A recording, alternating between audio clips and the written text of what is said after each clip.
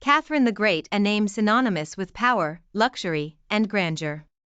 Born Sophie Friederich August von Anhalt-Zerbst-Dornberg, this German princess would go on to leave an indelible mark on Russian history, becoming one of the most influential women of the 18th century. Many of us have heard the rumors, the whispers, and the half-truths surrounding Catherine's rule. She's often portrayed as a cold-hearted, manipulative, and ruthless leader, willing to do whatever it takes to maintain her grip on power. But is this really the whole story? Did Catherine the Great really rule with an iron fist, or is there more to this fascinating woman than meets the eye? The truth is, Catherine faced incredible challenges as a female monarch in a male-dominated society. She was constantly surrounded by powerful men who doubted her ability to lead, who questioned her every move, and who sought to undermine her authority at every turn. And yet, despite these obstacles, she persevered, using her intelligence, her charm, and her wit to outmaneuver her opponents and secure her position on the throne. It's easy to see why Catherine has been the subject of so many myths and misconceptions over the years. Her rise to power was nothing short of meteoric, and her subsequent reign was marked by controversy, drama, and even bloodshed.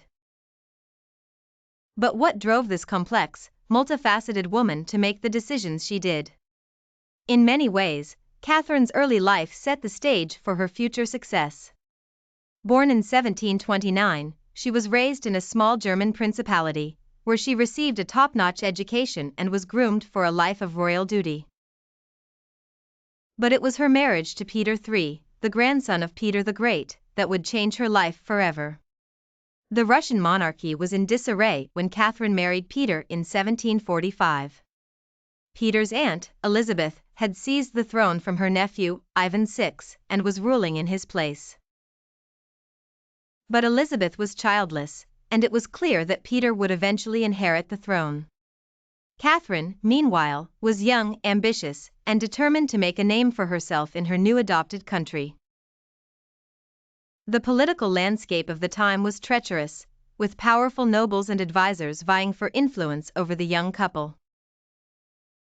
But Catherine was quick to learn, and she soon began to build a network of allies and supporters who would help her navigate the treacherous waters of the Russian court. In 1762, Catherine's husband, Peter III, took the throne, but his reign was short-lived. He was incompetent, indecisive, and deeply unpopular with the nobility. Catherine, meanwhile, was cunning, intelligent, and charismatic. It was only a matter of time before she would make her move, and on July 9, 1762, she did just that, seizing the throne from her husband and beginning her long and storied reign. Catherine's reign was marked by a series of reforms, aimed at modernizing and westernizing Russia. She established schools, hospitals, and cultural institutions, and she encouraged the arts and sciences. But she also expanded the empire, annexing Crimea and parts of Poland, and engaging in a series of costly and brutal wars with the Ottoman Empire. Throughout her reign, Catherine was surrounded by a cast of colorful characters, from her lovers and advisors to her political rivals and enemies. There was Grigory Orlov, the dashing young officer who helped her seize the throne, there was Potemkin, her brilliant and enigmatic advisor, and there was Paul, her son, who would eventually succeed her and wreak havoc on Russia.